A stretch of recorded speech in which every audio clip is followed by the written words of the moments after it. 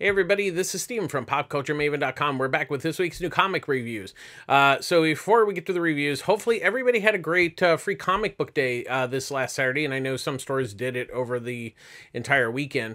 Hopefully you were able to get what you wanted, and hopefully the video that I did had some recommendations that, you know, kind of helped you figure out what you wanted. So hopefully it was successful. I know my shop, Pulp Fiction Comics Long Beach, had a very successful day. It was actually, I sadly wasn't there. I was visiting family up north.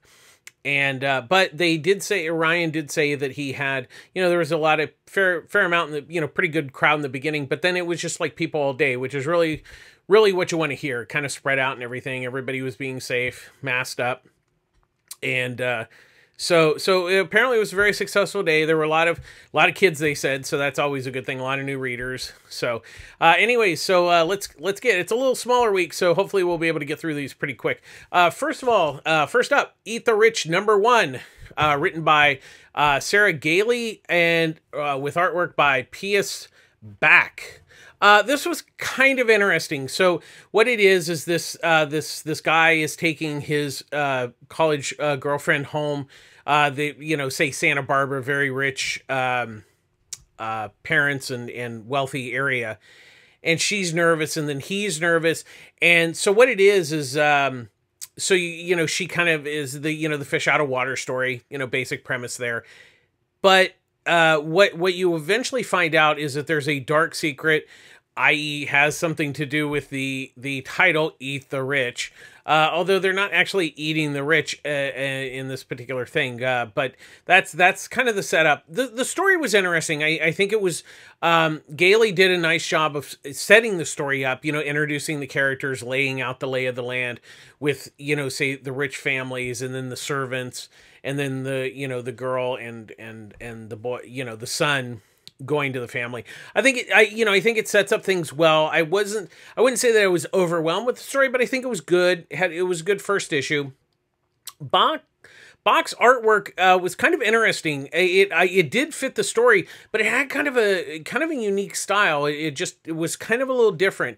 And I did like it. It was just, you know, it was one of those things that it was kind of something a little different, but in a good way. So yeah, overall, you know, I think it's worth checking out if you're looking for something different, you know, a little different. I wouldn't say that I was overwhelmed, but I did enjoy it.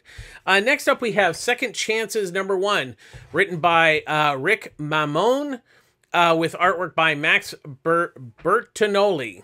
Now, so the story is a bit, you know, one of the problems you always have when you do a first issue, you have your exposition stuff, but also you have to kind of be careful about time jumps.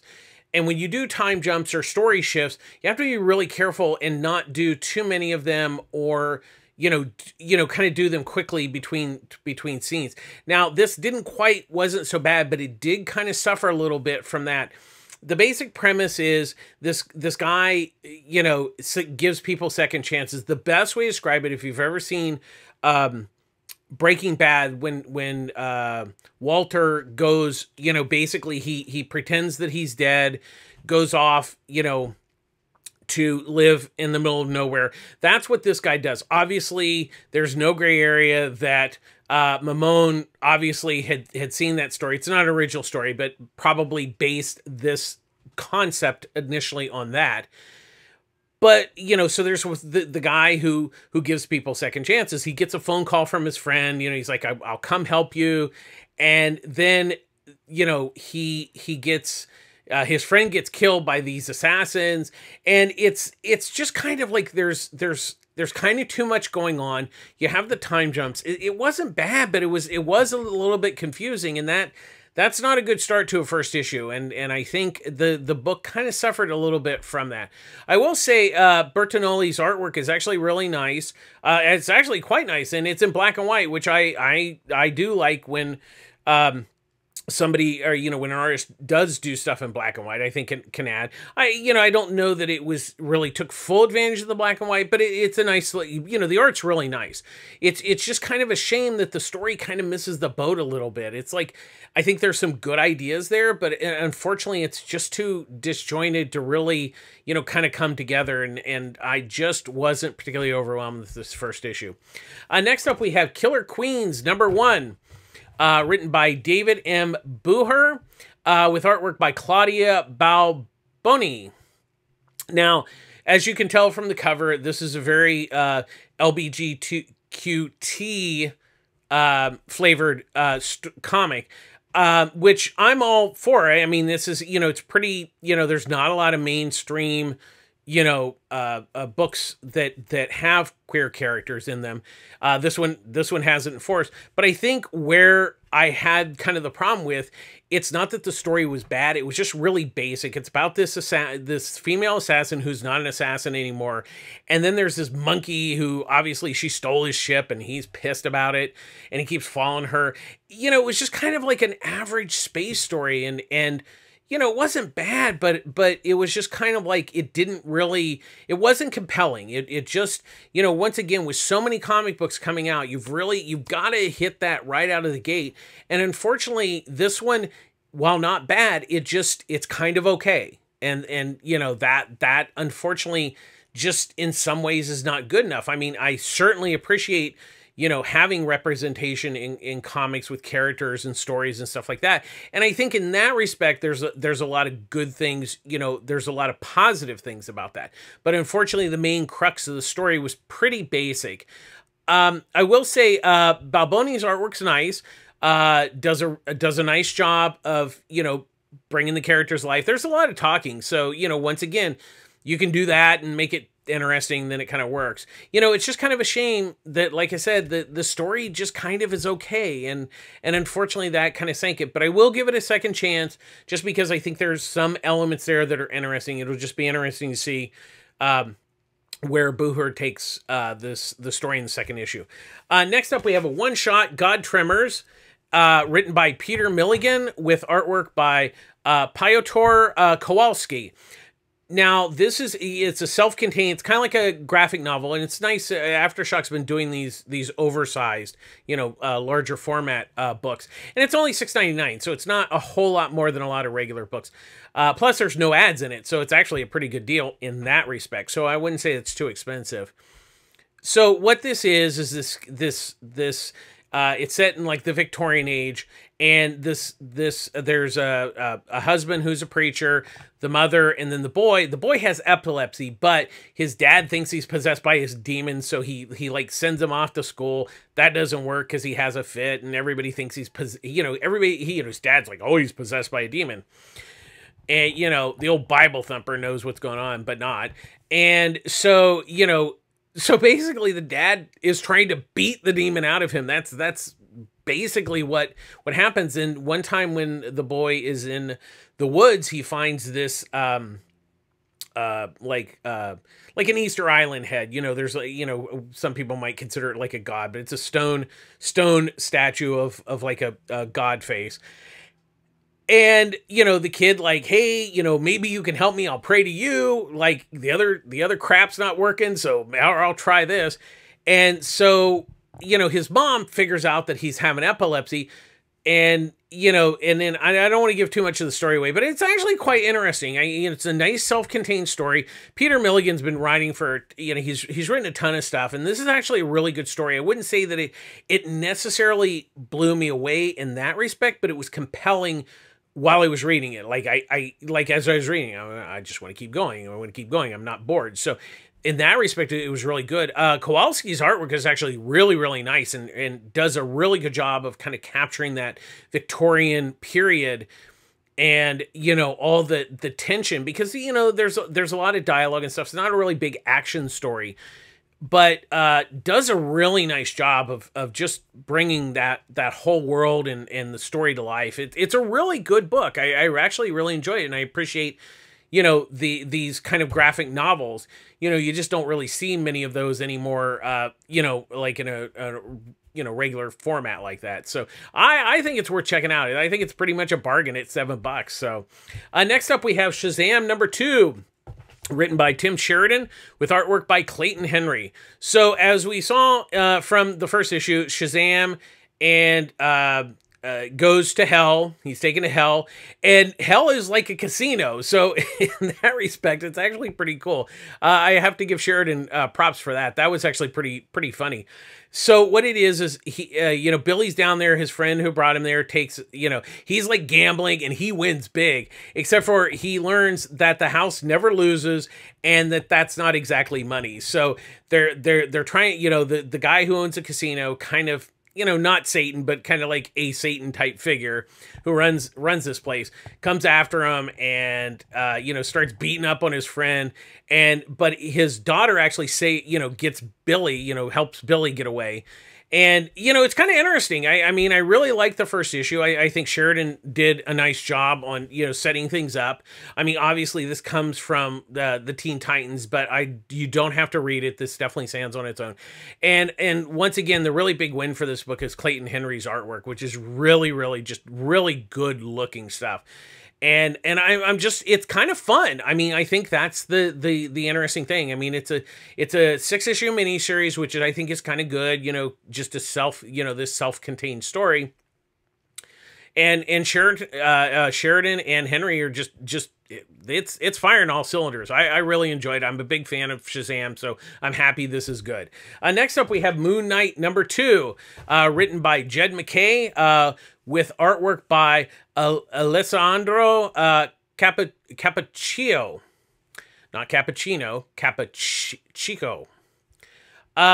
So the first issue I thought was pretty good. The second issue, this is actually kind of the big surprise. I have to give it to MacKay. It finishes the first story. He didn't drag it out for a number of issues. So I think this is actually, once again, I like the first issue. I like this story and everything. I wasn't necessarily overwhelmed. I don't think it's, for me, particularly a long-term book. But I appreciate the fact that he's like, here's a 2-issue opening story. It kind of sets up, like here's Moon Knight, here's a story. And I think that's actually a really wise idea because then, after the second issue, you can make a decision to, hey, I'll give the next, I like this. I like what they're doing. I'll give the next storyline. It's basically kind of like, as from the first issue, it's kind of a vampire type story where this entity is possessing people in the neighborhood and Moon Knight has to save them. That's the basic story. And MacKay wraps it up in this issue. And I'm like, when I got to the end of this show, I'm like, that's pretty cool. I mean, there's still story threads that are going to go on, but he wrapped up this first story. Great idea. I think it's a smart idea. And, Cappuccio, artwork is actually really nice, does a nice job. There's still a few, little background issues where there was a little less background, but not too bad, a little better this issue.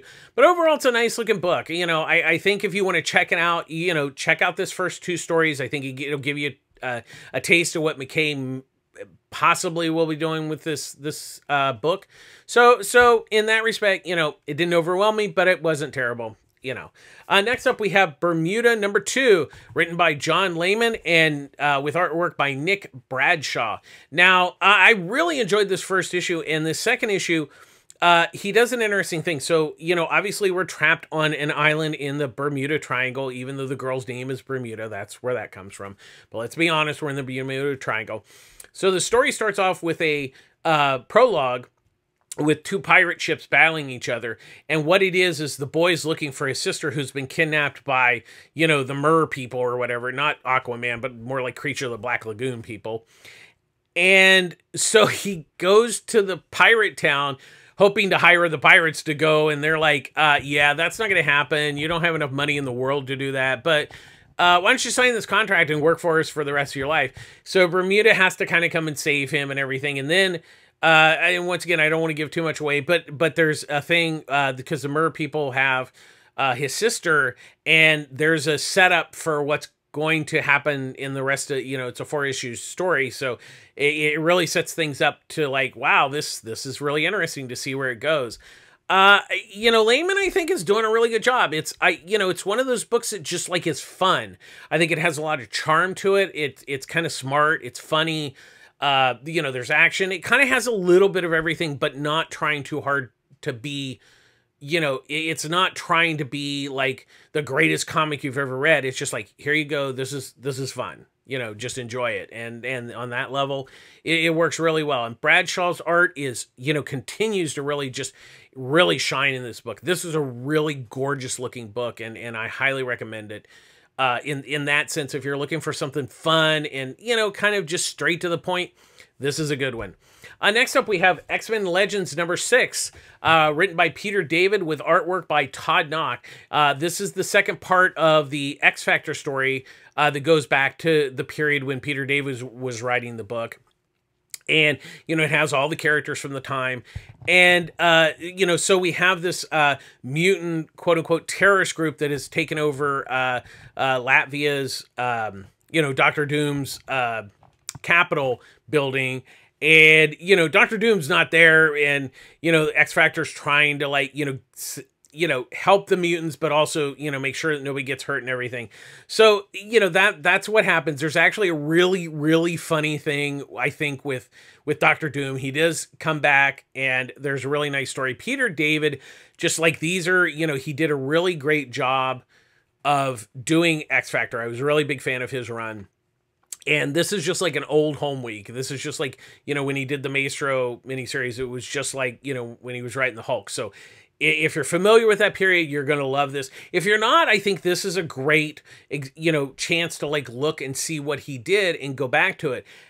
And, obviously, Todd Knock was not one of the artists that worked on the book back then, but I think he fits it really well. I think he fits into that, he has a nice, good, kind of quote unquote Marvel style, it's just a nice clean look, and it really complements David's story. And he just, he really has a lot of fun, with David's, kind of fun story. He captures everything really well. So I'm a big fan. Now, the thing with X-Men Legends is it's creative teams that have done, X-Men in the past, and they're kind of revisiting. So next issue is going to have another creative team. So what's great about this is if you want to skip the next creative team, you can. You can always go back, and come back in if there's another creative team you like. So I think it's really a good idea. And I really, it was a blast, and it was just really, nice memories brought back with this new story. So I think it's worth checking out. Next up, we have Supergirl, Woman of Tomorrow, number 3, written by Tom King, with artwork by Bilquis Evely. Now, I'm a huge fan of Tom King. He just really nails it, but I really have to say that this is really interesting because, a lot of his work has, he's able to, he really is able to get into the characters of like DC, universe characters, superheroes, where he takes it more to a psychological level. Like there's a lot more, the story's much more in depth. So what it is Supergirl and the girl who are looking for the guy that killed her, the girl's father. They end up on this planet, and they go to this planet, and it would be like, it would be like, when the black, like black people weren't allowed in restaurants and stuff like that. So they go into this town, and there's only, she looks with her x-ray vision. It says, underneath the sign, it says, no purple people allowed. So so they're trying to find the killer, but there's also this story of this town, and like there's this strange mystery. Nobody will answer really questions. And then you find out they uncover what the secret of this town is, and it's kind of horrifying, but it really made for a great story, and King really knows how to do it. He just nails it. And Evely's artwork continues. I mean, I'm a huge fan of her. She did a stint on Wonder Woman with Greg Rucka that was just fabulous, and she's just really knocking it out of the park here. Because, there's a lot of time, there's not a lot of action in this, and it's just, she's able to capture that emotion just so well, and it's just such a gorgeous book. And you know, if you're not buying this book, you really need to check it out. I mean, this is really good stuff. This is Tom King is just nailing it with these kind of outside the universe, you know, outside continuity stories that are just amazing. And we've got Batman and Catwoman come up a little later in the show that I'll be talking about too, that he did this week. Next up, we have Nocterra #6, written by Scott Snyder with artwork by Tony S. Daniel. Now, this issue, you know, they've gotten to the area where there's sunlight and everything. So what this issue kind of somewhat wraps up this first storyline with the grandfather and the girl. Of course, the grandfather was turned into a, you know, he got the black disease. And so now, you know, it was his brother that turned on him. So now we're seeing the ramifications of that. And now Nocterra is trying to get them out of here because she's like, she knows what's going on, that, you know, he's kind of working with the you know, kind of dark side.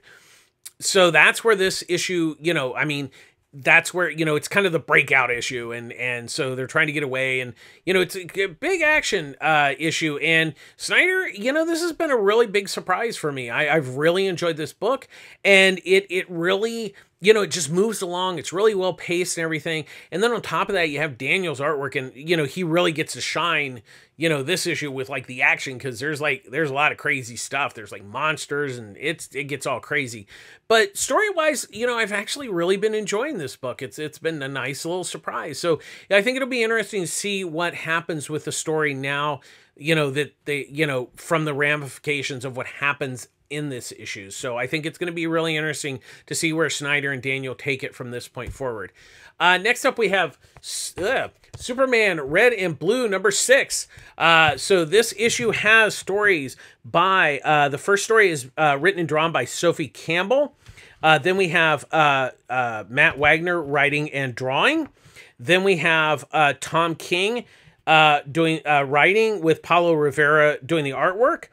Then we have Darcy Little Badger writing, with Steve Pugh on the artwork. And then the final story is by Rex Ogle, with artwork by Mike Norton. Now, this is really interesting. So the first one, the Sophie Campbell story, is a streaky story. And so apparently Superman and Supergirl have decided to move the Fortress of Solitude from the North Pole to the South Pole, and Streaky is not happy. That's all I'll say. It's a really, really charming story. The second one was one of my favorites for a couple reasons. First of all, it's Matt Wagner doing Superman. That's always a win, because it's just Matt Wagner. But what this story does is it's, you know, Clark, you know, is like doing real reporting. He's telling stories that are really important, but, you know, all anybody cares about is Superman, you know, because, oh, he's the front page. But what's interesting is all the Superman front page stories are taken from the Max Fleischer Superman animated series. So every story is about, like, you know, there's like the flying robots. There is the where he stops the train. And, you know, there's the mad scientist. So it's, if you know, once again, if you've never seen them, it's perfectly fine. You're not going to be lost. But for those who of us are big Max Fleischer Superman animated films, this is a true treat. This is a real wonderful thing. That story was really amazing. Next up, the Tom King and Paulo Rivera is a really another, you know, there's been a number of like stories about Jonathan Kent, and this is another one that really is just, you know, quite touching and everything. And it also has to do with a diner that they ate at. So, and this takes place where, you know, in this story, there's Clark and Lois's son who comes to the diner. So it's kind of like, you know, a generational thing. It's just a really beautiful story with a really just sweet ending and everything. And it's really just quite wonderful. The next story is, you know, it's another story, you know, kind of about him, you know, it's funny because it's about him being Superman, but as Clark Kent, you know, where he, you know, he does the superheroic stuff, but then he actually sometimes helps people by, you know, being Clark. Like, he actually saves this guy, you know, who's having a heart attack because he hears him, but he's Clark, so he doesn't turn to Superman, and he, you know, he waits for the paramedics and everything. The last story by Ogle and Norton is really interesting because it's it has a story about this kid coming home, like after school, but then the whole family's watching TV because there's this story, Superman's gonna, having like a press conference, and it, Superman comes out and it's where he reveals his identity of Clark Kent. So the kid who is coming home from school sees this, and he kind of thinks back, like he's been bullied in school and stuff like that, but he obviously has something he needs to tell his family. And if Superman can come out and reveal his secret identity, then he can tell his family his secret identity, and his secret identity is that he's gay. And what's really interesting is I really give it to because all the stories are basically in red and black. That's most of the colors. Now, some people have cheated a little bit, but this one was very smart because once he reveals that he's gay, the last 2 pages are in full color. So even though they kind of cheat a little bit, it actually is much more impactful because of that. And I think it's a really touching story, and it really, these stories have been great because, we've seen the Batman Black and White, we've seen tons of, talented people, but this is the first time we've really seen, those type of, talent do Superman stories. And I think we've had some really amazing stories that have been really, honestly, really top notch. And, I love the fact that there's, all these creators that do these short stories. I love short stories. I think there's a lot you can do in a short story that you can't do on a regular basis. And it's just, I can't recommend this book enough. I have loved it. I've loved it. And it's just absolutely amazing and beautiful. And the stories are great. The artwork's been fantastic. I just really highly recommend it. Next up, we have The Marvels #4, written by Kurt Busiek, with artwork by Yildiray Cinar. Now, once again, this is kind of like Marvels, but not really told. It's more told from the superhero point of view, but it kind of mixes the two, where there's still, people on the street elements to the story, but there's also, the superheroes. So there's this giant dome that has covered an Asian country, and and of course everybody's wondering what's going on. There's Doctor Strange. Most of the Marvel universe is kind of involved in this, trying to figure out what's going on with this whole thing. So we also kind of go back to where the first issue, where there was a guy who took people on superhero tours in kind of a Fantastic Four car. And he seems to be like a key to part of this story. Now, we don't quite know how he fits in, but there is something that he is fitting into the story. So this was kind of an interesting issue because there was a lot of setup. This was definitely a setup issue to where these stories are going to go. And I think it's interesting. And Busiek really does a nice job. He really excuse me, has a great way of handling the heroes in more of kind of ordinary situations, not necessarily superhero, they're not always doing superhero stuff, which I think makes for an interesting story. And I think you can tell some different things. Then you have Sinar's artwork that just continues to really I love his artwork. He really just captures all this because, once again, there's not a lot of action, and he really just, he brings it. And I'm really enjoying the series because it's not what I was thinking, and that's actually a good thing. Next up, we have Nightwing 83, written by Tom Taylor with artwork by Bruno Redondo. Now, this continues the story. So if you haven't been reading, there's a big spoiler alert, that Dick Grayson has a sister. So we found that out. Now there's the ramifications, that we find out that she's actually undercover becoming the mayor. And, so there's kind of that story. Plus, we finally get, so Alfred had left quite a fortune to Dick. So Dick basically kind of starts his own foundation to help Boothaven. And, that's kind of what's going on in this issue. And then there's the ramifications of people that aren't happy that Dick is actually, going to help the town, clean up crime, things like that, help the homeless. So that's kind of what this issue is about, and also him dealing with, he's got family now. So, where he didn't have any family. So there's a lot kind of going on here. And once again, Tom Taylor is just bringing the story, because what's been great about this book is it's about Dick Grayson. Nightwing is there, but it's really about Dick Grayson and him becoming, much more his own man. And Tom Taylor's just freaking nailing this book. And then you have Redondo's artwork, which I just love his stuff. He really brings just a visual great charm to this book that just is really just knocking it out of the park. This book continues to be like, I love reading this book every month. And if you really need to be reading this book. It's really good. Next up, we have Black Hammer Visions, number 7, written by Cecil Castellucci, with artwork by Melissa Duffy. So this issue centers around Ms. Moonbeam and kind of the alternate world. And so what it is Miss Moonbeam, she's kind of a hero and everything. Then she somewhat decides to become a villain. That's what's interesting. But what's interesting is that this world kind of has a reset button. So like she kind of gets reset, but it's just really an interesting take of taking a hero and making her not, like become a villain in that respect, but just kind of like she's tired of like things just being the same and then going back to the same, where she's becoming a villain to like spice up her life. And it's really, Castellucci's story is just really interesting. I mean, for the first, I'll be honest, for the first part of the story, I was kind of like, okay. But then she does that flip of like, her wanting to become a villain because she's bored. And it just really just takes. It really does take. And I love Duffy's artwork.